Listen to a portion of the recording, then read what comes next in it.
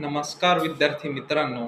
Bombay high court अंतर्गत staff car ड्रायव्हरची जी भरती प्रक्रिया चालू झालेली होती, तर त्याची स्क्रीनिंग टेस्ट जी आहे, तर ती आपली 26 एप्रिल 2026ला त्याची स्क्रीनिंग टेस्ट झालेली होती.